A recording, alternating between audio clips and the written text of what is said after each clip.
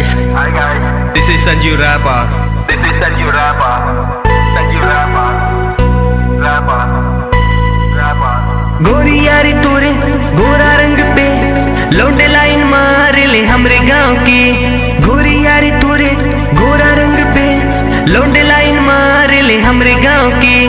हमरे गांव की ए रानी हमरे गांव की। हमरे गांव की ए रानी हमरे गांव की। हमरे गांव की ए रानी हमरे गांव की। हमरे गांव की ए रानी हमरे गांव की।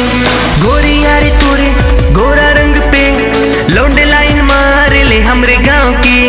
हमरे गांव की हमरे गांव की। हमरे गांव की ए रानी हमरे गांव के। हमरे गांव की ए रानी हमरे गांव के। एक्सक्यूज मी मिस, कहाँ जात बा तू रानी तनी हेने आवा हो। काहे नखरा दिखावा तारू हेने आवा हो। तोहर गाल बा कमाल तोहर चाल बा कमाल। तोहर रूप देखी के ए रानी भईनी निहाल। तुहे देखी के ए रानी हम त जी मारिला। कैसे बताई हम त प्यार तो से करीला। रूप के ए रानी काहे नखरा दिखावेलू। आवना बहिया में काहे तड़पावेलू। गोरी यारे तोरे गोरा रंग पे लौंडे लाइन मार ले हमरे गांव की।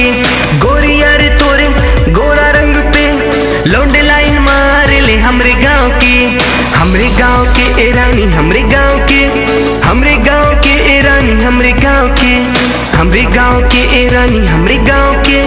हमरे गांव के ए रानी हमरे गांव के। गोरी हेने आवा एक बात हम बताई।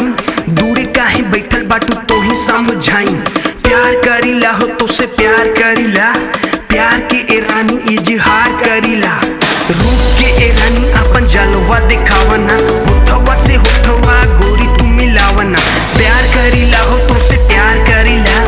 प्यार के ए रानी इजहार करीला। गोरी यारी तोरे गोरा रंग पे लौंडे लाइन मार ले हमरे गांव की। गोरी यारी तोरे गोरा रंग पे लौंडे लाइन मार ले हमरे गांव की।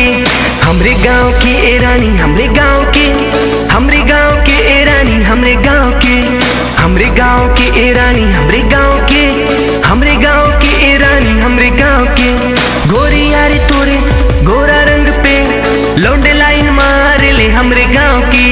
हमरे गांव की हमरे गांव की। हमरे गांव की ए रानी हमरे गांव की। हमरे गांव की हमरे गांव की। हमरे गांव की ए रानी हमरे गांव के। हमरे गांव